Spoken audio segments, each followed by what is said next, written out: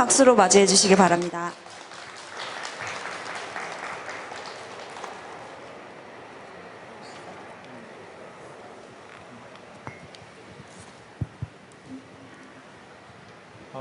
네, 안녕하세요. 안녕 낯선 한글의 저자 유영준, 정유진입니다. 네. 네. 안녕하세요. 네. 저희는 이 책의 공동 저자이기도 하지만 지금 한 집에서 같이 살고 있는 부부 공동체이기도 합니다. 이제 이 책이 나온 지 딱 한 달 정도 됐는데요. 주변 지인들의 반응은 어떻게 이 책에 대한 놀라움보다는 어떻게 부부가 같이 공동 저자로 책을 냈지에 대해서 더 많이 놀라워하시더라고요. 네, 저희도 그게 쉽지는 않았는데 이렇게 옥신각신 티격태격하면서 참 긴 시간이었는데 6년이라는 시간이 걸려서 이 책을 완성하게 되었습니다. 참 오랜 기간이 걸려서 책이 나왔지만은 오늘 이렇게 한글날에 이렇게 뜻깊은 날에 이렇게 뜻깊은 장소에서 우리들이 연구한 새로운 한글을 소개할 수 있어서 너무나도 참 뜻깊고 감개가 무량합니다. 네. 네, 오늘로 한글은 이제 573돌이 되었어요. 길다면 긴 나이이고 또 대한민국의 전체 역사로 보면 또 어떻게 보면 되게 젊은 나이이기도 한데요. 보통 우리가 뭔가를 기념하는 날에는 이벤트를 하잖아요. 그래서 크리스마스 같은 경우에는 뭐 메리 크리스마스 하면서 선물과 카드를 주고받기도 하고, 광복절이나 개천절에는 국기를 개항하면서 우리가 그날을 기념하기도 하고, 또 구정에는 세배를 하거나 차례를 지내면서 또 새해를 맞이하는데, 한글날에는 우리가 뭔가 그 한글의 탄생을 기념하기 위한 무언가를 하지는 않는 것 같아요, 딱히. 그래서 그냥 쉬는 날로 그냥 지나가 버리는 그런 경우가 많은데요. 그런데 오늘 이렇게 별마당 도서관에서 한글의 탄생을 기념하면서 이렇게 저희가 한글의 가치를 전해드릴 수 있는 이런 시간을 갖게 된 것이 정말 뜻깊다고 생각을 합니다. 사실 이 자리가 많은 명사분들이 서셨던 자리라서 저희가 첫 최근엔 저희가 이렇게 여기에서 강연을 하게 되는 것이 약간 부담이 됐기도 하고 염려가 되기도 하는데요. 그렇지만 이렇게 좋은 날 그리고 이렇게 시간을 내어서 이 자리에 와주신 분들께 가치 있고 의미 있는 시간이 되실 수 있도록 준비한 내용을 좀 잘 전해드리도록 하겠습니다. 그 첫 번째 전반부는 제가 이제 이야기를 진행할 것이고요. 후반부에 이제 한글이 어떻게 그림이 될까에 관련해서는 이제 유영준 선생님께서 진행을 해주시도록 하겠습니다. 그러면 이제 강연을 한번 시작을 해보도록 하겠습니다. 오늘 강연의 주제는 안녕 낯선 한글이고, 그리고 이제 저희는 저희 책의 이름처럼 한글을 조금 낯설게 보는 그런 이야기들을 오늘 해보고자 합니다. 한글 하면 여러분 어떤 수식어가 떠오르시나요? 예들으면 훈민정음이 떠오르기도 하고, 뭐 한글을 지은 세종대왕이 떠오르기도 하고요. 그리고 뭐 유네스코에 등재된 문자, 그리고 또 여기 뭐 한글을 만든 연구한 기관인 집현전이 떠오르기도 하지요.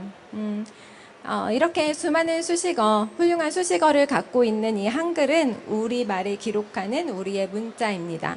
그런데 이렇게 고유의 문자를 가진 민족은 세계에 그렇게 많지가 않아요. 그리고 또 어떤 의도를 가지고서 기획을 해서 관찰하고 분석해서 만든 문자는 한글이 유일하기도 하지요. 그런데 오늘 제가 이야기할 것은 어떤 한글이 가진 어떤 문자적 우수함에 대한 이야기는 아니고요.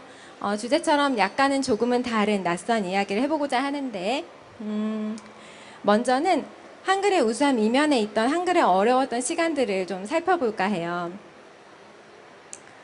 한글은 태어나면서부터 핍박을 참 많이 받았어요. 최만리라는 그 집현전의 어떤 수장이 그 임금이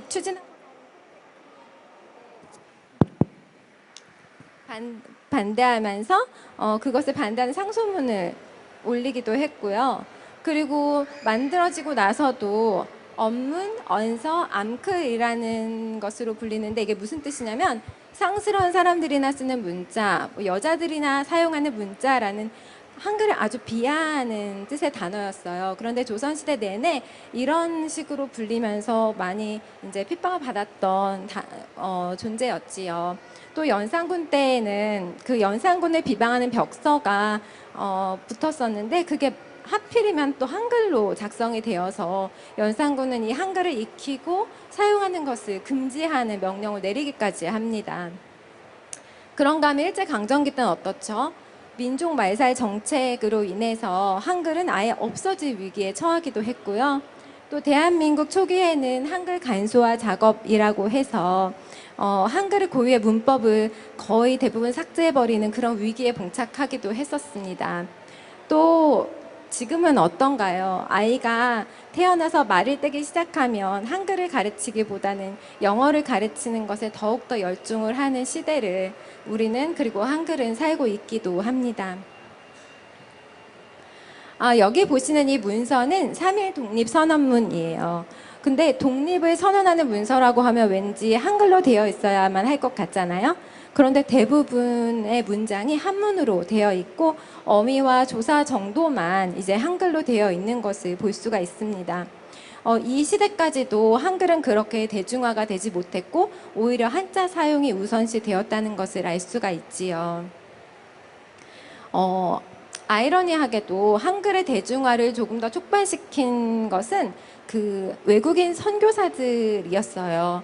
그 외국인 선교사들이 이제 우리 땅에 들어와서 그들의 사명을 완수하기 위해서 우리의 말과 글을 배우면서 세상에 이런 문자가 있다면서 너무 놀란 거예요. 왜냐하면 자음과 모음이 초성과 중성과 종성으로 분리가 되는데 그게 다시 합쳐져서 하나의 글자가 되고 그런 원리로 무수히 많은 글자를 만들어내는 이 한글이 그들이 보기에는 너무나 놀라운 존재였던 것이죠. 그래서 그들은 한글을 그렇게 쉽게 습득을 하고 그리고 성경을 번역해서 그들이 한글로 번역한 이 성경이 아녀자들과 아이들을 중심으로 이제 신도들을 중심으로 퍼져나가기 시작하면서 의도치 않게 한글의 대중화에 기여를 하는 역할을 또한 하게 되기도 합니다. 그런데요, 제가 여기서 얘기하고자 하는 것은 외국인이 한글 대중화에 많은 기여를 했다, 그런 역사가 사실이 있다 이런 것보다는 외국인의 낯선 시선으로 보았더니 한글의 어떤 우수함, 매력들을 너무나 쉽게 체감할 수 있었다는 것이었어요. 우리에게는 한글이 어떤가요? 우리는 한글을 태어나면서부터 배우고 그것을 너무나 지금 잘 사용하고 있기 때문에 우리도 모르게 한글에 대해서 굉장히 잘 안다고 생각을 하고 있지요. 근데 사실은 아까 말한 그 수식어 외에는 우리가 딱히 한글에 대해서 아는 걸 떠올려 보면 그런 사실들이 그렇게 많지가 않아요. 그래서 한글을 잘 모르기 때문에 어떻게 보면 우리는 한글을 굉장히 가치롭게 여기지 못하고 오히려 영어나 중국어, 외국어를 익히는데 더욱 열중하고 있는지도 모르겠어요. 그래서 저는 이 외국인이 가졌던 그런 어떤 낯선 관점, 우리도 우리에게 익숙한 이 한글을 조금은 낯설게 볼 수 있다면 우리도 어쩌면 한글을 대하는 우리의 자세나 태도, 시선이 조금은 더 나아지지 않을까라는 생각을 해보게 되었어요. 그렇다면 우리에게 익숙한 이 한글을 어떻게 낯설게 볼 수 있을까를 고민해 보게 되었죠. 저희는 한글에서 문자라는 개념을 걷어내고 그것을 세종을 한 명의 위대한 예술가로 그리고 그가 만든 어떤 하나의 위대한 작품으로 보기 시작했어요. 그리고 그 문자라는 개념의 커튼을 걷어내고 본 한글의 존재 그 자체는 저희에게 굉장히 많은 면면들을 보여주었어요. 저희 책은 저희가 발견한 그런 한글의 수많은 다채로운 매력들과 면면들을 기록해 놓은 것이고요. 지금 이 자리에서 여러분에게 간략하게나마 그 내용들을 잠깐 소개해 드리고자 합니다. 저는 이제 4가지의 주제로 이제 한글을 설명을 드릴 건데요. 세종이 만든 한글과 피타고라스가 정의한 개념의 수, 그리고 만델브루트가 연구한 프랙터리라는 개념, 그리고 몬드리안의 추상 미술과 에서의 그래픽 시스템을 한글과 함께 이야기할 것인데 이들이 어떻게 엮어져 나가는지 한번 살펴보도록 하겠습니다. 여기 세종과 피타고라스가 함께 있지요. 서로 다른 시대, 다른 지역에 살았던 이 두 사람은 왜 나란히 놓여 있는 것일까요? 먼저 피타고라스 이야기로 시작을 해보도록 할게요. 피타고라스가 살던 고대 그리스 시대에는 만물의 근원이라고 하는 아르케가 무엇인지를 밝혀내는 것이 당대 학문의 최고 목표였어요. 그래서 철학의 선구자였던 탈레스 같은 경우는 물을 아르케라고 주장을 했고, 헤라클레이토스 같은 경우는 불을, 그리고 우리가 잘 알고 있는 플라톤은 이데아를 아르케라고 주장을 했지요. 그런데 피타고라스는 수를 만물의 근원이라고 이야기를 합니다. 피타고라스가 수를 만물의 근원, 아르케라고 이야기하기 시작하면서, 그래서 수를 매개로 세상 이치를 분석하기 시작하면서 이전의 수와 그 이후의 수는 전혀 다른 개념이 되어집니다. 그 이전에는 수가 그저 경험 안에서의 수였어요. 이를테면 이런 거죠. 우리 집에 키우는 소가 10마리가 있고, 그리고 우리 집의 감나무에는 25개의 감이 열렸고, 그리고 우리 집에 아이는 7명이 있고, 이런 식으로 셈을 하는 정도 경험 안에서의 수였다면, 피타고라스가 수를 매개로 세상의 이치를 분석하기 시작하면서 수는 개념으로서 역할을 하게 됩니다. 예를 들면 이런 건데요. 피타고라스는 1부터 10까지의 수를, 자연수를 가장 중요하다고 여겼어요. 왜냐하면 이 각각의 수들이 어떤 세상의 이치를 나타내고 있는 원리를 나타내고 있다고 여겼거든요. 이를테면 이런 건데요. 1 같은 경우는 만물의 근원, 유일한 존재, 신을 의미하는 것이고, 2 같은 경우는 유한과 무한, 그리고 남성과 여성과 같은 대립의 원리를 나타내고 있고, 3 같은 경우는 처음과 중간과 끝이라고 해서 어떤 형상을 빚어내는 원리, 그리고 4 같은 경우는 봄, 여름, 가을, 겨울을 의미하면서 어떤 완전함을 의미하는, 이런 식으로 각각의 수가 세상에 돌아가는 어떤 이치와 원리를 다 대변하고 있다고 여겼고, 그래서 이러한 문양을 만들었는데, 이런 테트락티스라는 이름의 문양을 만들어서 이것을 굉장히 신성시했지요. 그런가 하면 한글은 어떤지 한번 살펴볼까요? 한글이 있기 전에는 이제 우리 말소리가 먼저 있었죠. 우리 말소리에는 현상이 있었는데요. 예를 들어서 뭐 엄마 어디가? 엄마 나 똥 쌌어. 우리 수박설이나 하러 갈까? 이런 것처럼 우리 말소리가 있었는데요. 세종이 이제 우리 말소리를 가지고 문자를 만들겠다라고 결심을 하기 시작하면서 이제 당시에 음운학의 어떤 기준이었던 아설 순치후, 여기 보시는 것처럼 입천장 소리, 혀소리, 입술 소리, 입소리, 목구멍 소리로 그 소리들을 분류해내기 시작합니다. 이때로부터 이제 우리 말 소리는 개념화되기 시작한 것이지요. 그리고 여기 보시는 것처럼 발음 기관의 형상을 따라서 우리 말 소리를 시각화하고 기호화하면서 지금 현재 우리가 사용하고 있는 한글이 만들어지게 된 것입니다. 이처럼 어떤 현상을 개념화해서 기호화한 것으로 자연의 언어가 인간의 언어가 되어진 것이 바로 이 수와 한글인 것이지요. 이런 면에서 수와 한글은 참 많은 공통점을 갖고 있다고 저희는 발견해낸 것입니다. 다음은 이제 세종의 한글과 그리고 만델브루트가 연구한 프랙탈에 대해서 한번 함께 이야기를 해보도록 할게요. 프랙탈이라는 개념에 대해서 잠시 설명을 해보도록 하겠습니다. 여러분 브로콜리를 아시죠? 브로콜리는 어떻게 생겼죠?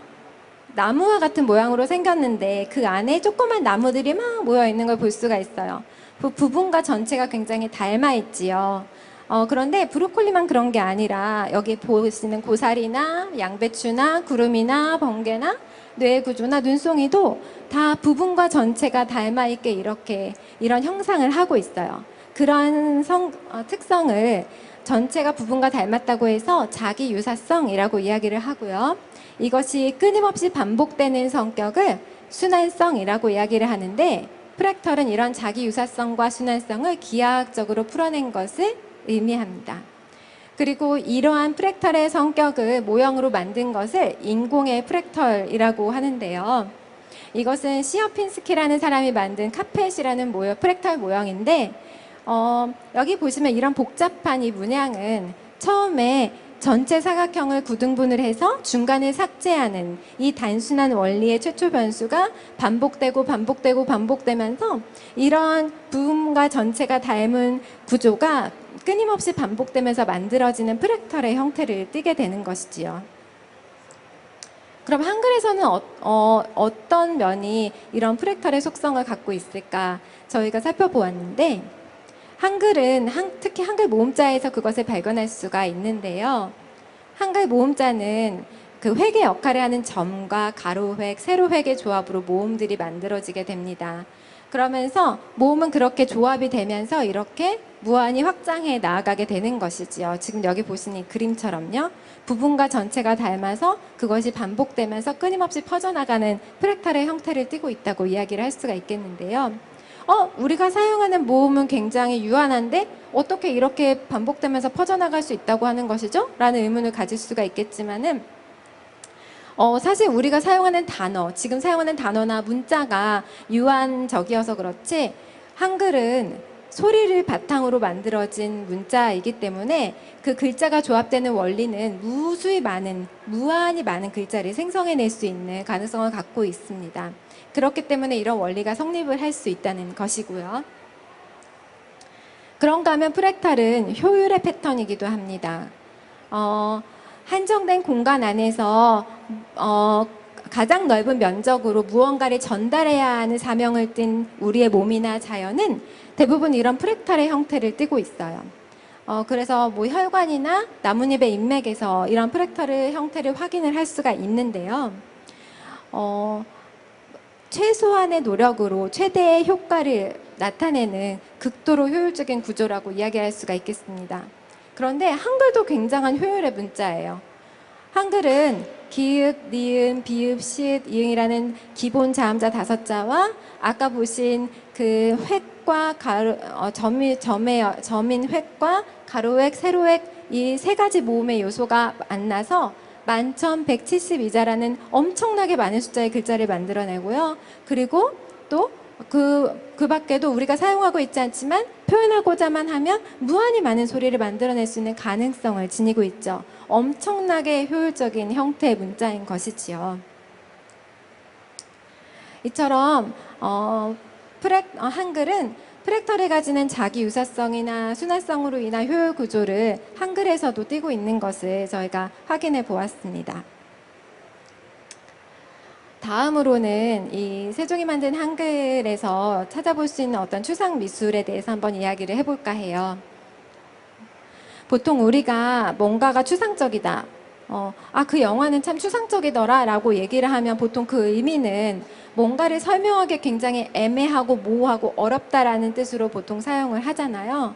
그런데 추상의 본래 정의는 조금 달라요. 공통의 부분을 추려서 기본을 파악하는 작용이라는 뜻을 갖고 있는데요. 쉽게 설명하면 이런 거예요. 강아지가 5마리가 있고 딸기가 5개가 있고 커피가 5잔이 있는데 이것의 공통의 부분을 추리면 5이라는 것이 나타나는 것. 그 공통의 부분이 바로 추상화가 된다는 것인데요. 시각적으로 좀 설명을 해보면 이렇습니다. 여기 이 세 개는 나무를 묘사한 거예요. 몬드리안의 작품인데요. 첫 번째 보시는 붉은 나무라는 제목의 이 작품에서는 나무가 그 나무의 어떤 결이라든지 나무에 달린 잎사귀가 흘러내리는 모양이라든지 가지가 세밀하게 잘 묘사가 되어 있어요. 그 나무의 인상을 정말 잘 묘사해 놓았지요. 그런데 두 번째 회색 나무라는 이름의 이 작품에서는 어떤 여기 묘사된 그런 세부적인 것들은 다 배제하고 나무의 몸통과 가지만이 잘 묘사가 되어 있어요. 정말 추상화가 된 것이지요. 그런데 이 세 번째에서는 아예 이런 몸통과 가지의 구분이 없이 나무가 가진 그 방향성만을 나타내고 있어요. 모든 것을 다 배제하고 방향성이라는 기본만을 남겨낸 것이에요. 한마디로 추상화가 된 것이지요. 그런데 몬드리안 추상의 백미는 우리가 익히 알고 있는 바로 이 작품입니다. 몬드리안은 수평선과 수직선, 직각과 삼원색을 활용해서 이러한 작품을 만들었는데요. 이 작품은 어떤 의미를 가지냐면 몬드리안은 하늘의 수직성을 가진 남성적 원리를 표현하는 수직선, 그리고 땅의 수평성과 여성적 원리를 가진 수직선이 세상의 모든 이치를 포함한 어떤 가장 본질의 형태라고 여겼어요. 그리고 이 수평선과 수직선이 만나서 이루는 직각이 어떤 완벽한 균형의 형태라고 여겼고요. 그 직각 4개가 만나서 이루는 직각은 신비의 영역이라고 여겨서 이들이 만나서 이루는 이 형태가 세상의 가장 본질적인 형태, 말하자면 어떻게 해서도 깨지지도 않고 변하지도 않는 가장 본질의 형태를 자신이 화폭을 그려냈다고 생각을 하게 된 거죠. 한마디로 우리가 살고 있는 세상을 추상한 것이에요. 세계를 조형적으로 고찰해서 이렇게 세상을 추상화하면서 몬드리안은 추상미술의 대가라고 불려지게 되기도 했지요. 그런가 하면 한글에서는 이런 추상이 어떻게 나타날까요? 여러분 그 뿌리 깊은 나무란 드라마를 보신 적 있으신가요? 거기서 이런 장면이 나오는데요. 세종이 궁녀들과 백정을 시켜서 사람의 몸을 해부하게 하고 그것을 관찰하게 하잖아요. 그런데 실제로 그런 일이 있었는지 없었는지는 잘 모르겠어요. 그런데 훈민정음에서는 분명하게 자음자는 발음기관의 형상을 본떠 만들었다고 이야기를 하고 있어요. 그런데 그들이 그 발음기관을 관찰했을 때 그들이 그려낸 그 발음기관의 형상은 얼마나 세밀하고 또 복잡했겠어요. 그리고 각각 그 사람마다의 차이도 분명히 존재를 했겠지요. 그런데 그 형태를 다듬고 줄이고 깎아서 가장 기본에 남긴 바로 그 형태가 지금 저희가 사용하고 있는 자음자의 형태인 것입니다. 말하자면 추상화 과정이 이루어진 것이지요. 그런가 하면 모음은 훈민정음에서는 그 만들어진 과정을 이렇게 서술하고 있어요. 둥근 하늘을 본떠서 점을, 평평한 하늘을 본떠 가로획을, 그리고 서 있는 사람을 본떠서 세로획을 만들었다라고 이야기를 하고 있죠.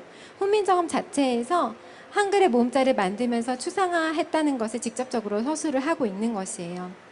근데 재밌는 건요. 이 훈민정음에 지어진 한글이 창제된 그 시기의 미술사를 살펴보면 그 대부분 풍경을 아름답게 재현하는 구상화가 대세였는데 어떻게 세종은 이 한글이라는 문자를 만들면서 추상이라는 사유 방법을 사용할 수 있었을까라는 것이죠. 생각하면 생각할수록 저는 이게 굉장히 놀라운 포인트라고 생각을 해요. 왜냐하면 미술사에서는 거의 근대에 다다라서야 그 추상화가 나타나기 시작을 하니까요. 다음 이야기는 이제 그 세종이 만든 한글과 MC 애셔의 그래픽 작업을 함께 이야기해 보도록 합니다. MC 애셔라는 분은 좀 생소하신 분들이 계실 거예요. 그의 작품을 한번 소개하면서 이야기를 진행을 해보겠습니다. 오른쪽에 보시는 이 그림은 영화 인셉션에 나오는 한 장면인데요. 여기 나오는 이 계단은 실제로는 존재할 수가 없는 계단이에요. 왜냐하면 올라가면의 높이와 내려가면의 높이가 같아서요. 올라가도 내려간 것이고 내려가도 올라간 것이 돼서 이게 끊임없이 반복을 하고 있거든요. 그런데 이 장면은 바로 MC 애셔의 어떤 상대성이라는 작품을 기반으로 하고 있습니다. 여기에도 이런 계단이 묘사가 되어 있는 것을 볼 수가 있지요. 이처럼 애셔는 어떤 차원과 차원을 넘나드는 표현, 그리고 무한성을 묘사하는 표현이라든지 기하학적으로 완벽하게 면이 분할된 표현을 하는 좀 일반적인 그림을 그리는 그런 작가는 아니었어요. 그런 식의 작업을 많이 했었는데요. 애셔 작품의 특징은 그가 갖고 있는 어떤 고유한 시스템이었어요. 어떤 시스템이냐면 평면의 규칙적 분할이라고 이름하는 시스템이었는데요. 이게 뭐냐면 그 기본 도형을 바탕으로 하는 그리드를 짜서 그 안에 유기적 형태를 빈틈없이 짜맞추어 넣은 그런 시스템을 말하는데요. 여기 보시면 이 사람과 어떤 악마의 형태가 유기적이지만 이게 빈틈없이 잘 짜맞추어서 서로 돌아가고 있는 것을 확인할 수가 있지요. 그리고 오른쪽 작품에서는 도마뱀이 서로 이렇게 맞물리면서 어떤 차원과 2차원에서 3차원으로 3차원 갔다 다시 2차원으로 돌고 도는 무한성이 표현되어 있고 그리고 무한성이 표현되어 있는 것을 볼 수가 있습니다. 애셔는 주로 이러한 작업을 많이 했던 사람인데요. 여기서 애셔가 표현하려고 했던 것은 네. 어떤? 앞에요? 제가 막고 있어서 안 보이시나요? 죄송합니다. 이거요? 네. 그런데요, 이런 작품을 통해서 애셔가 표현하려고 했던 것은 완벽한 대칭성이었어요. 우리가 보통 대칭이라고 하면 데칼코마니 같은 형태를 많이 생각을 하잖아요. 그런데 대칭은 이것은 대칭이 갖고 있는 어떤 일부의 속성이고요. 사실 대칭이 갖고 있는 본래 정의는요. 조화롭고 아름다운 분할과 균형의 감각이에요. 그래서 이러한 조화와 어떤 균형의 감각을 표현하기 위해서 에셔는 기하학적 그리드를 사용을 하고 회전, 평행, 이동, 반사라는 대칭의 어떤 원리들을 사용하고 그리고 명암의 반전을 통해서 왼쪽에 보시는 이런 완벽한 대칭의 형태를 구현해내는 것을 그는 그의 작업 일생의 목표로 삼았던 것이지요. 에셔 작품의 큰 축은 지금 설명드린 것처럼 시스템, 그가 가진 고유한 시스템과 대칭이라고 할 수 있는데 재미있게도 한글에서도 이런 시스템과 대칭의 성격을 찾아볼 수가 있어요. 한글에도 고유한 시스템이 있는데요. 그건 뭐냐면 모아쓰기라는 합자 원리입니다. 자음과 모음을 초성과 중성과 종성이라는 소리의 형태로 다시 치환을 해서 그것을 하나로 모았으면서 하나의 음절을 완성하고 그것으로 글자를 만드는 고유한 시스템인 것이지요. 그 시스템은 이렇게 기본적으로는 6가지의 형태로 나타나는데요. 이 6가지 기본의 경우의 수가 가획, 획이 더해지는 것과 합자, 겹자음, 겹받침과 같은 합자 원리가 만나면 무한대의 경우의 수를 발생시킬 수 있습니다. 굉장한 시스템인 것이죠. 그런데 이 시스템은 재미있게도 소리까지도 완전히 직관적으로 반영을 하고 있어요. 그래서 우리가 아, 어라고 발음을 하면 구강이 평행으로 벌어지잖아요. 그러면 그 각각 음소들도 가로 방향으로 조합이 되고요. 오, 우라고 발음을 하면 이렇게 좁아지는 구강이 좁아지는 소리를 내면 이렇게 음소들이 세로 방향으로 조합이 돼서 소리까지도 완벽하게 직관적으로 반영을 하고 있는 시스템인 것이지요. 굉장히 놀라운 시스템입니다. 그런가 하면 대칭은 어떻게 나타날까요? 자음자와 모음자 모두에서 그 대칭을 찾아볼 수가 있는데요. 여기 보시는 것처럼 한글 자음자는 디귿 같은 경우는 상하로 완벽하게 대칭이 되고요. 비읍은 좌우 대칭, 그리고 리을은 대각선 대칭, 그리고 기읍과 니은은 중심점을 기준으로 서로가 대칭의 관계를 이루고 있어요.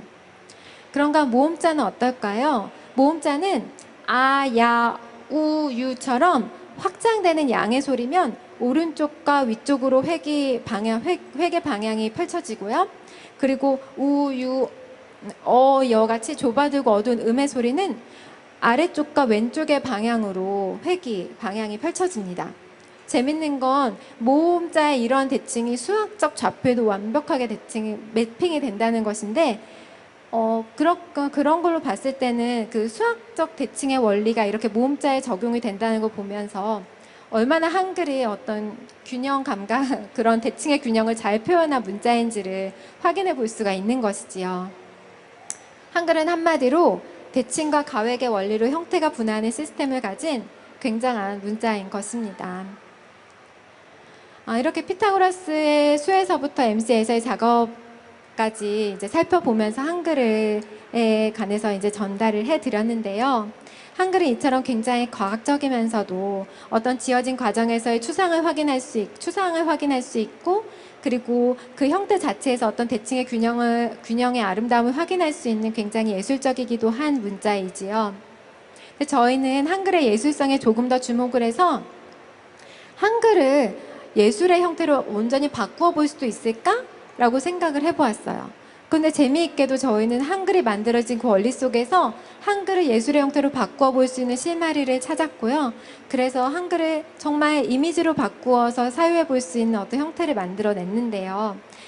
그 과정에 관련해서는 이제 유영준 선생님께서 이어서 진행을 해주시도록 하겠습니다.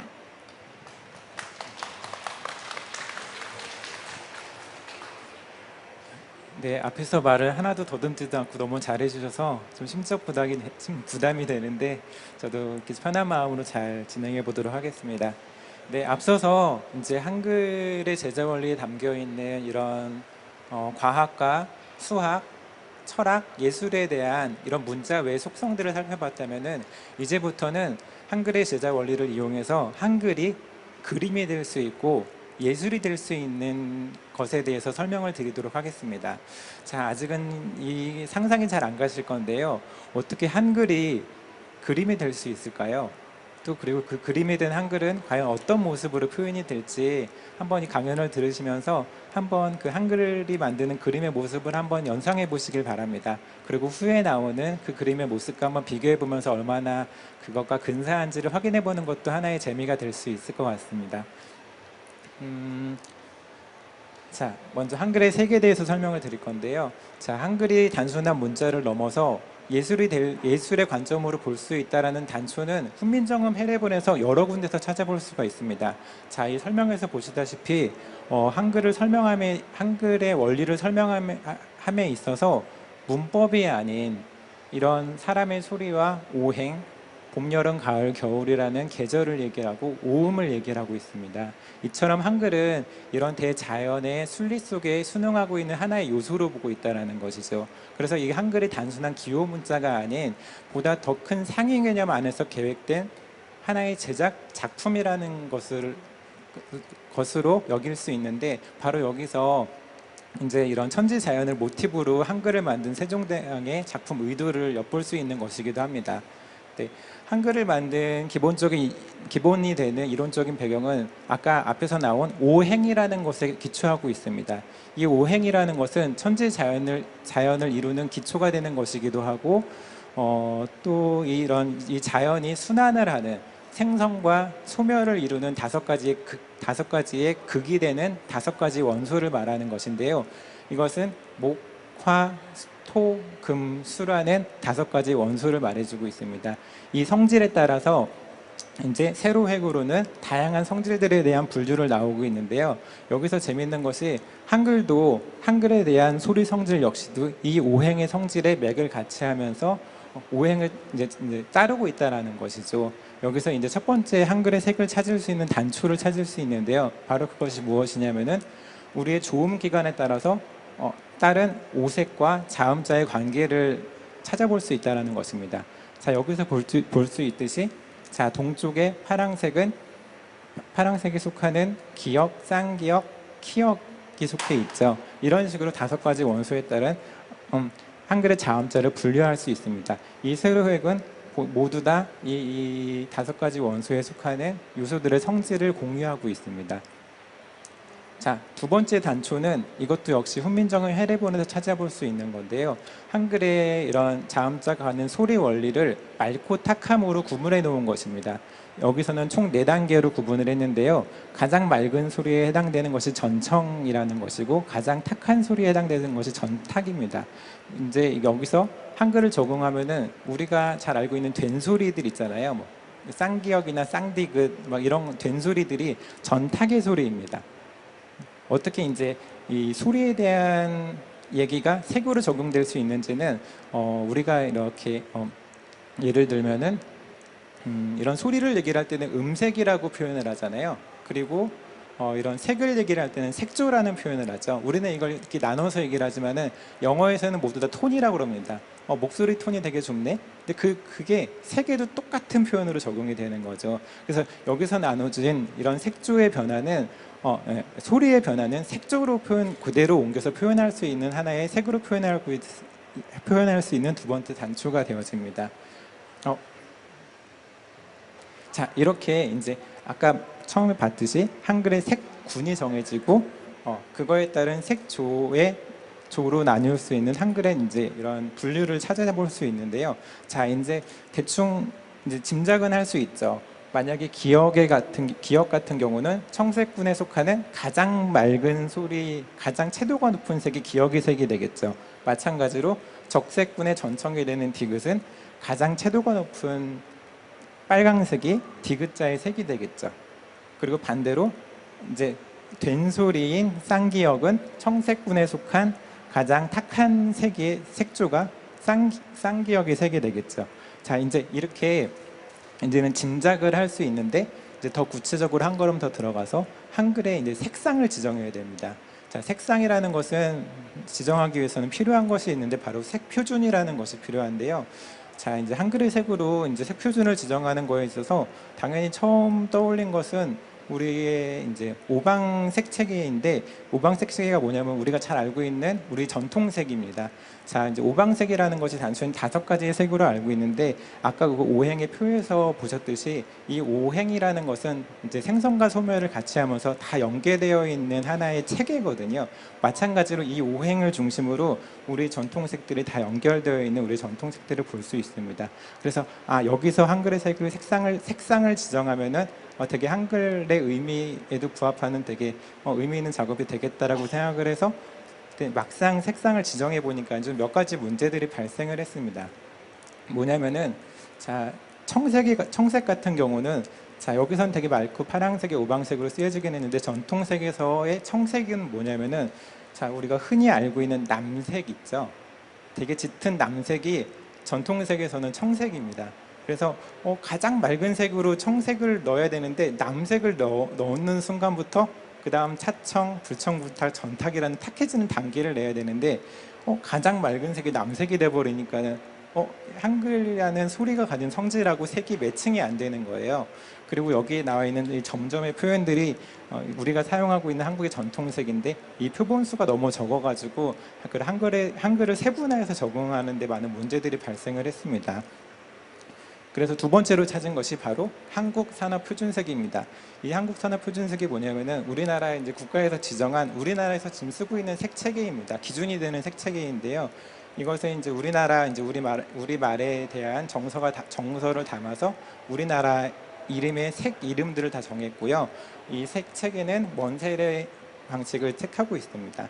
그래서 보다 과학적이고 현대적인 접근이 가능하죠. 그래서 이제 이걸 가지고 이제 한글의 색을 한번 대입을 해봤더니 앞서 전통색에서 발생했던 문제들을 다 해결할 수 있었고요. 또 보니까는 오히려 전통색보다도 한글이 만든 세종의 의도에 더 가깝게 접근할 수 있다고 그래야 되나요? 보다 세종은 되게 과학적인 원리로 자음자를 만들고 접근을 했잖아요. 이 색 역시도 훨씬 더 과학적인 원리로 접근하니까 현대적 감성을 담고서 어떻게 보면 세종의 의도한 이 한글의 소리의 색에 더 가까운 색을 지정할 수 있었습니다. 네, 이렇게 해서 이제 지정된 것이, 자, KS 표준색을 따른 이제 한글의 색입니다. 동쪽에 해당되는 청색구부터 볼 텐데요.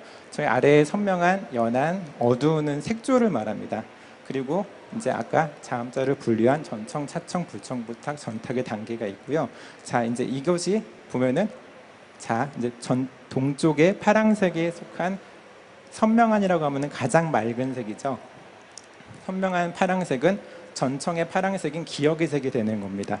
그리고 가획이 진행돼서 이제 차청이 되는 파랑색의 차청의 경우는 연한 색조를 가진 파랑색이 키역의 색이 됩니다. 그리고 마찬가지로 불청불탁에 해당하는 자음자는 존재하지 않고요. 전탁의 경우는 이제 파랑 색상을 가진 어두운 색조의 쌍기역이 전탁의 색이 되는 겁니다. 이런 식으로 이제 남쪽의 빨간색 불에 해당되는 색군의 자음자도 같은 원리로 전청이 되는 빨간색부터 전탁의 어두운에 해당되는 쌍디귿까지 색들을 지정할 수 있고요. 같은 원리로 중앙에 이제 황색군에 속한 색들, 이제 백색군은 조금 다릅니다. 여기서 색조를 보면 흰하고 회를 볼 수 있죠. 앞에서의 빨강, 파랑, 노랑은 유채색이기 때문에 선명한이 가장 맑은 색이지만은 흰색군에서, 백색군에서 가장 맑은 색은 하얀색이 가장 맑은 색이 되겠죠. 반대로 흑색군에서의 가장 맑은 색은 검정색이 가장 맑은 색이 되는 것입니다. 그래서 오방색 중에서 흑색과 백색군에 대한 색조는 가장 전청이 되는 것은 흰의 색조가 하얀색이 되는 거. 앞에 유채색하고는 조금 다른 접근입니다. 그래서 쌍지읒은 회색이라는 거를 전탁으로 공유하기 때문에 회색이 백색군의 이제 전탁이 됩니다. 마지막으로 후음에 속하는 이제 흑색군인데요. 흑색군은 우리 목구멍 소리라고 그러죠. 이제 이응하고 히읗이 있는데, 이것은 이응 같은 경우는 음가가 없습니다. 그래서 우리나라 이제 한글을 쓰면서 이응을 빼고도 읽을 수 있는 거잖아요. 음가를 전혀 갖지 않는 색이거든요. 그래서 음가가 없다는 것은 색으로 치면은 색상을 가지지 않다는 말이 되기 때문에 무채색만을 사용해서 이 단계를 나누었습니다. 자, 이렇게 자음자의 색을 다 추출해 봤고요. 나머지 모음자가 남았겠죠. 자, 모음자는 굉장히 간단합니다. 한글이 되게 과학적인 방법으로 이렇게 세밀하게 접근을 했다면 모음자는 삼재 사상이라고 들어보셨나요? 바로 하늘과 땅과 사람을 나타내는 이런 천지인을 삼재 사상이라고 그러는데요. 이 사상에서 따왔기 때문에 이 제자에서의 설명 역시도 굉장히 간단합니다. 자, 하늘을 상징하는 적색의 하늘의 양극, 이런 식으로 청색의 가로획, 세로획은 사람이 서 있는 모습과 같죠. 황색을 나타내는 것을 상징적으로 담고 있는 문양이 있는데요. 바로 우리가 잘 알고 있는 삼태극입니다. 삼태극에서 이 세 가지가 노란색의 사람과 하늘과 땅을 나타내는 것으로 이게 회오를 치면서 뭔가 이렇게 이제 순환하고 있는, 뭔가 작동하고 있는 모습들을 나타내는 것입니다. 그래서 모음자의 색으로는 바로 이 삼태극의 색을 그대로 사용했습니다. 그래서 이제 이거는 어떻게 보면은 한글의 자음자가 아까 말씀드린 것처럼 과학적인 원리로 접근했다면 모음자는 사상으로 접근한 것이기 때문에 전통색을 그대로 사용했습니다. 그래서 이 전통색에 나타내는 청색과 황색과 적색을 이제 자음의 색으로 지정하였습니다. 자, 이렇게 자음과 모음의 색을 모두 이제 추출을 한 것이 이제 한글의 색상표인데요.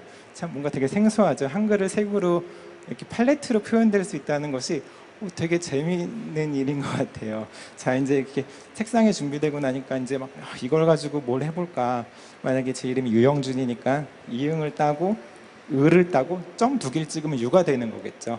키보드 입력하는 방식, 이게 뭐지? 휴대폰에서 문자 입력하는 방식하고 똑같습니다. 영준이라고 하면은 이응을 갖다 놓고 점을 두 개 찍고 이를 긋고 다시 이응을 갖다 놓으면 영이 되겠죠. 자, 근데 아직은 이걸 가지고 뭘 해보기에는 좀 아직 이르고요. 자, 이제 이렇게 물감이 준비되긴 했는데 아직 준비되지 않은 것이 하나가 있죠. 뭐냐면은 바로 밑그림입니다.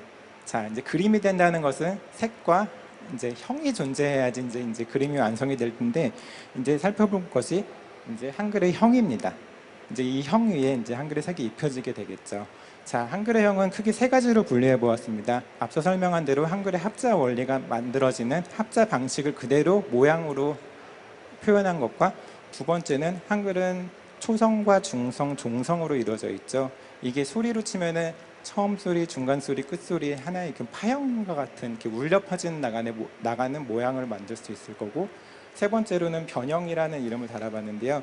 이거는 뭐 주시경 선생님이 한글의 풀어쓰기를 한번 시도해봤던 것처럼 이 합자를 기본으로 해서 다양한 모양으로 또한 변형을 시킬 수 있거든요. 그래서 이 세 가지가 만드는 형을 한글의 형으로 보았습니다. 그래서 첫 번째가 이제 이렇게 모아쓰기가 만드는 문인데, 자, 이렇게 한글이 결합되는 방식을 그대로 사용하고 6개의 방식에서 만약에 한 번 더 쪼갠다면은 이렇게 뭐 니은, 히읗, 니은, 지읒과 같은 겹자음들이 받침으로 오는 경우가 있잖아요.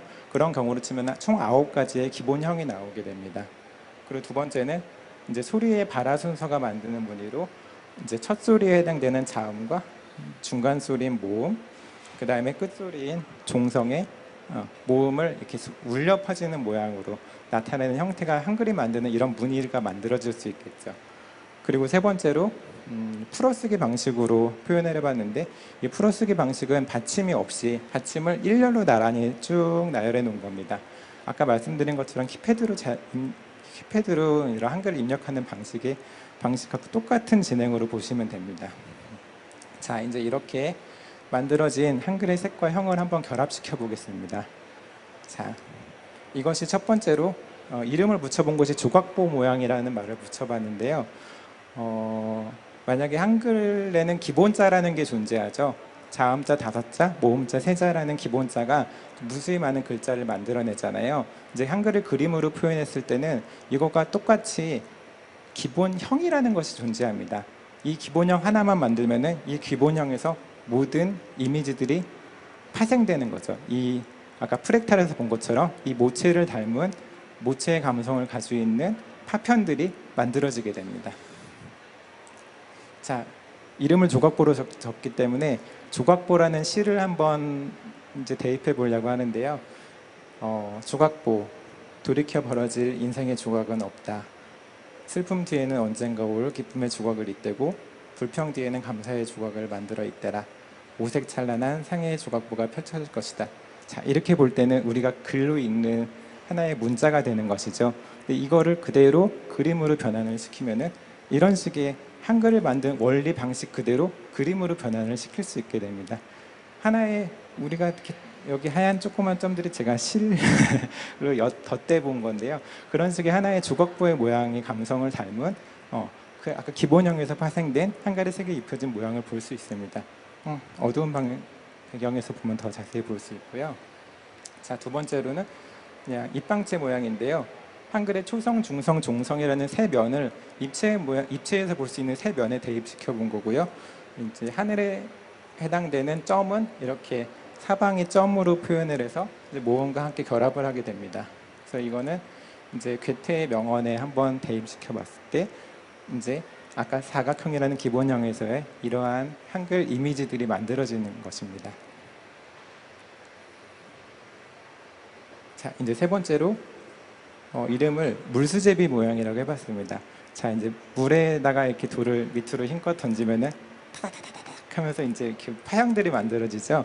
네, 그런 모양이 연상이 돼가지고 물수제비 모양이라는 이름을 붙여봤는데요. 자, 이거는 이제 소리의 울림과도 같아서 자, 아직 10월이긴 하지만 크리스마스 캐롤의 은종이라는 노래 크리스마스 캐롤에 한번 이거를 이제 한번 대입을 시켜봤습니다. 자, 이런 모양이 됩니다. 이제 무슨 노래방이라고 치면은 거리마다 호하는 많은 사람. 어휴, 내 목소리가 크게 들리니까 이상해. 예, 이렇게 은종이라는 가사가 이제 읽는 문자가 아닌 보는 그림으로 바뀌어진 것입니다. 마찬가지로 이 그림은 입력 방식을 같이 공유하기 때문에 다시 한글로 바꿀 수도 있습니다. 자, 이제 이거는 아까 변형이라고 표현한 한글을 받침없이 나란히 표현한 그림인데요. 이거를 색동 모양이라고 표현해 봤습니다. 왜냐하면 색색이 적용됐을 때 색동의 모양을 하고 있기 때문에요. 그래서 이거는 이 감성을 뭘로 표현해 볼까 하다가 뭔가 좀 이렇게 수직적인 구조로만 이루어져 있으니까 한번 이거를 헌법이라는 이제 절대 불변의 뭔가 이런 권위적인 헌법이라는 말을 한번 변환시켜 볼까 하고 헌법을 한번 변환시켜 봤는데요. 자, 이걸 바꾸면은 자, 대한민국 헌법 1장 대한민국은 민주공화국이다. 대한민국의 모든 주권은 국민으로부터 나온다. 라는 이런 식의 뭔가 헌법을 나타내는 감성을 가진 이미지를 보고 느낄 수 있는 것이 됩니다. 자, 이제 한번 좀 과거로 한번 가볼까 해서 좀 약간 전통적인 느낌의 한번 용비어천가를 단청 모양으로 변형시켜 봤습니다. 자, 이거는 이런 식의 단청 모양의 기본형 하나만 만들면은 여기서 이제 한글의 변형 모양에 따라서 이렇게 단청 모양이 저절로 쫙 만들어집니다. 이게 뿌리 깊은 나무는 쭉 이렇게 되는 것이죠. 자, 이렇게 문자인 한글이 그림이 될 수 있다는 거는 재밌긴 한데 그래서 무슨 의미를 가질까 과연 이런 생각이 드실 수도 있을 겁니다. 근데 이것은 되게 저는 여기가 제일 재밌는 점이라고 생각을 했는데요. 글하고 사실 그림은 서로 정반대의 성질을 가지고 있습니다. 우리의 머리, 뇌 구조랑도 되게 비슷하죠. 좌뇌와 우뇌가 이성과 감성이라는 것이 절대 섞일 수 없는 감정임에도 성질임에도 하나의 머릿속에서 되게 다양한 생각들을 만들어내잖아요. 섞이지도 않으면서. 그런 것처럼 글이라는 것은 읽고 이해하는 이성의 영역에 있고 그림이라는 것은 보고 느끼는 감성의 영역인데 이 두 개를 연동시킬 수 있다는 것이 너무 재밌었습니다. 어떻게 이 전혀 다른 성질의 것이 분명히 읽는 글이기도 하지만 보는 그림이기도 한데 그 그림을 읽을 수도 있고 그 읽을 수 있는 글을 그림으로 바꿀 수 있다는 건 사실 세상에 존재하지 않거든요. 그래서 이거를 뭘 해볼 수 있을지 모르겠는데 하여튼 저는 이 자체의 의미가 되게 있다고 보았습니다. 그래서 앞서서 한글이 되게 사실 험난한 어떻게 보면 좀 많은 천대를 받은 역사를 가지고 있기는 하지만은 파란 눈의 외국인은 선교사를 통해서 한글이 되게 많은 보급에 많이 보급되었고 또 한글의 우수성이 해외에 알려지는 계기가 되었다고 설명을 해주셨었는데요. 그것이 어떻게 가능했을까요? 그거는 단순합니다. 문자라는 것은 언어에 속하고 언어는 문화에 속하죠. 근데 이 언어라는 것은 학습을 통하지 않고서는 절대 이해할 수가 없습니다. 외국인 선교사가 성경을 이제는 뭐죠? 뭐 한다고 그러죠? 번역해서 그 성경을 가르쳐야 되니까는 한글을 공부했을 거 아니에요. 그리고 찬송가 노래를 부르기 위해서는 찬송가도 번역을 해서 그거를 쓰게 하기 위해서 번역을 하기 위해서 학습을 했을 거 아니에요. 그러니까 학습을 통해야만 이거는 이해할 수 있는 문화의 영역인 것이죠. 근데 그림 한 글이 갖는 의미는 어떤 것이 있을까요? 바로 그림은 문화예술에 속하고 문화예술은 예술로 나아갈 수 있다는 것이죠. 아까 말씀드린 대로 읽고 이해하는 것이 아닌 보고 느끼면 되는 것이 그림이기 때문에 이것은 넘버벌의 영역으로, 만약에 외국인들이 우리나라 놀러 와도 그 난타라는 공연은 누구나 보고 다 똑같은 이런 감동을 받을 수 있잖아요. 아프리카 어린이가 그린 그림이라고 해서 문화가 달라서 이 그림을 이해할 수가 없으라는 건 말도 안 되는 거잖아요. 언어의 영역이 아니니까요. 이렇게 그림으로 나타낸 한글은 한글의 이런 우수성, 이런 과학적인 원리, 철학들을 다 담고서 이거를 학습을 통하지 않고서도 보여줄 수 있는 하나의 그림이 될 수 있다는 거에서 이렇게 한글 자체에 대한 놀라움도 들고, 어떻게 이런 것들을 조선시대에 이런 것들을 이렇게 될 수 있음을, 이렇게 변환이 될 수 있음을 과연 예측을 하고 만들었을까라는 생각이 들 정도로 놀라웠습니다. 그래서 저도 이런 작업을 하면서 최대한 저의 주관적인 해석을 넣지 않으려고, 왜냐하면 이 자체의 원리가 너무 재밌고 놀라웠기 때문에 이건 저의 주관을 절대 개입하지 말자라는 생각을 많이 느꼈습니다. 그래서 이제 오늘의 강연을 마무리하면서 이제 이 얘기를 다 함축하고 있는 단어로 뉴트로라는 단어를 한번 이제 제시해 볼까 하는데요. 뉴트로라는 단어 요즘에 참 많이 쓰여지는 단어죠. 이게 뭐냐면 신조어인데요. 이제 새로움을 뜻하는 뉴와 이제 이런 복고를 뜻하는 레트로가 합쳐진 하나의 합성어입니다. 이제 새로움과 과거의 전통이 같이 공존하면서 조화를 이루는 것이죠. 자, 이게 어떤 말이냐면은 이 그림을 보시면은 자, 우리에게 익숙한 세종의 모습은 무엇인가요? 바로 골룡포를 입고 있는 세종이 우리에게 익숙한 모습이죠. 하지만 이 그림에서는 홍대를 가야만 볼 수 있을 것 같은 이런 비닐을 쓰고 되게 힙한 복장의 세종을 볼 수 있습니다. 이런 것처럼 뭔가 뉴트로라는 것은 과거와 현재가 공존하면서 뭔가 낯설지만 익숙한 되게 묘한 감성을 가지고 있거든요. 그래서 이것이 어떻게 보면은 조선시대의 세종대왕이 만든 훈민정음에 오늘날 현대 감성에 색을 입히고 옷을 입혀서 그림 한 글을 만든 것처럼, 자, 이 뉴트로라는 단어가 이런 과거와 현재의 의미를 전달해 주는 것 같습니다. 그래서 자, 여기 이제 마무리하는 말로, 세종대왕이 어떻게 보면은 지금 오늘날 한글을 쓰는 우리들한테 붓을 한 자루씩 선물해 줬다고 봅니다.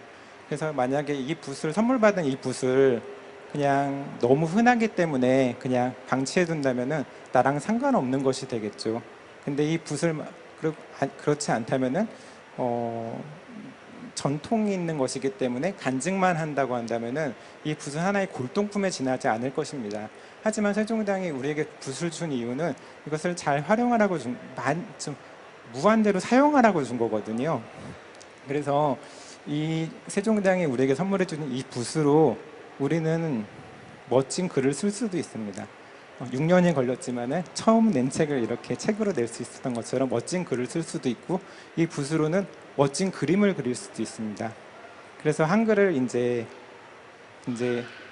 어디나 한글이 존재하잖아요. 참 우리 눈에 있는 이런 익숙함들을 좀 가려내고 우리의 이제 오늘과 내일을 만들 수 있는 새로움의 도구로 한글을 사용하시면 보다 오늘 한글날 의미 있는 새로운 한글을 만나실 수 있을 것입니다.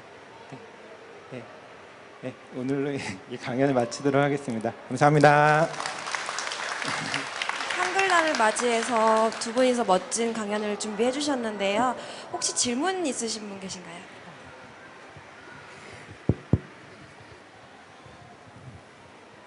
안녕하세요. 안녕하세요.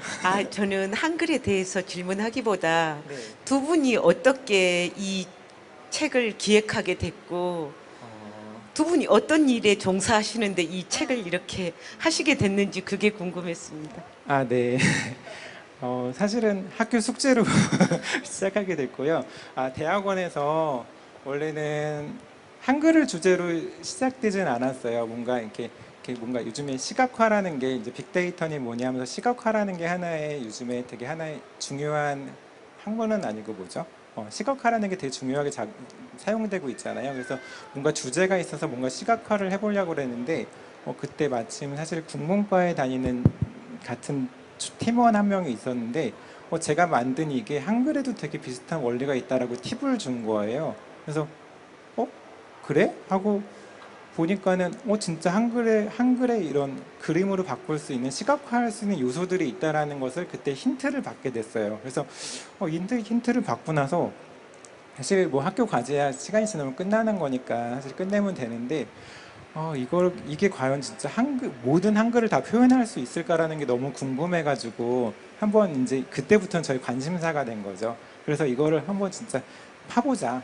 이거는 되게 너무 재밌는 취미가 될 수 있고 되게 의미 있는 작업이 될 수 있다 해가지고 그냥 저희 부부의 취미가 된 것이고 그게 이제 둘의 공통 이제 관심사가 되면서부터 이제 계속 이제 뭔가 파면 팔수록 모든 이제 뭐 시작은 발견에서부터 시작되잖아요. 그래서 이거 되겠는데라는 발견을 하고 나서부터는 파니까는 파고 파도 뭐가 자꾸 나오는 거예요. 그래서 이 책이 완성된 거고 사실은 지금도 파고 파도 계속 새로운 것들이 많이 나와가지고 앞으로 2권, 3권에서 어떤 내용들이 실려질까라는 한글이 되게 그런 면에서 재밌더라고요.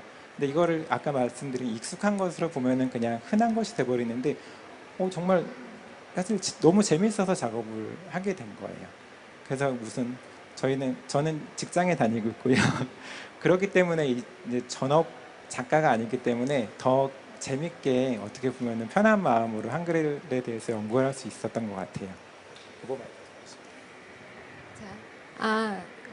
저희 배경에 대해서 설명을 좀 드리면 이분은 이제 YTN 방송사에서 디자인을 하시는 분이고 저는 이제 같은 대학원 출신이고 저도 디자인을 전공을 했는데 저는 이제 카카오에서 UX 디자인을 하고 있다가 아이를 낳고 나서 이제 회사를 그만두게 됐고 전적으로 이제 남편의 작업에 동참하게 되면서 이제 이 책을 쓰기 시작을 하게 됐죠. 그래서 그렇게 해서 저희 작업은 시작이 되게 되었습니다. 네.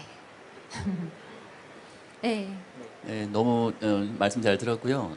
두 분이 정말 다정하게 상당히 보기 좋습니다. 네. 아까 비주얼에 관련돼 있는 쪽으로 네. 한글을 미술이나 시각적인 색상이나 디자인으로는 표현했던 것에 너무 감명을 받았는데 혹시 한글을 음악적으로 네. 음악적으로 해석할 수 있는 그 연구를 네. 한번 해보실 의향은 없으신지. 네. 사실 네, 사실 지금 다음으로 한번 진행해보고 싶었던 게 아까 오행에 대해 설명드렸었는데 거기에는 이제 그 오행의 질감이라는 게 있거든요. 그래서 이걸 한글을 소리이지만은 질감으로 한번 표현해보면 되게 또 무한한 또 재밌는 것들이 나오겠다라는 생각을 했었는데 사실 그 다음 작업으로 생각한 게 우리 국악의 궁상각치우 있잖아요. 그 오음도 마찬가지로 그 오행의 원리 속에 들어 있습니다. 그래서 이게 소리로도 음악으로도 다 이제 변형이 가능한 것을 알고 있어서 여기까지는 이제 아까 말한 한글이 우리 일상을 예술로 만들 수 있다라는 주제로 지금 작업을 한 거였고, 근데 아까 말씀드린 대로 파고파도 자꾸 나온다는 게 이걸 질감으로 표현하면 어떨까? 방금 말씀하신 대로 음악으로도 될 것 같은데. 네, 이런 생각은 가지고 있습니다. 근데 책이 오래 걸린 이유가 이렇게 새로운 관점을 하나는 갖게 됐는데 저희가 이제 이거에 대한 전문가가 아니잖아요. 그래서 하나하나 그냥 다 연구하면서 공부하면서 진행을 해야 되니까 되게 오랜 시간이 걸렸거든요. 그래서 음악 공부부터 시작을 해야겠죠. 근데 그거는 저도 되게 질감과 음악은 되게 앞으로 진행하고 싶은 것 중에 한글을 변형시킬 수 있는 되게 좋은 하나의 재밌는 소재가 될 수 있는 거라고 생각하고 있습니다. 추가 질문 없으십니까? 네, 이렇게 두 분의 강연을 종료하도록 하겠습니다. 다시 한번 큰 박수로 감사의 말씀 전합니다.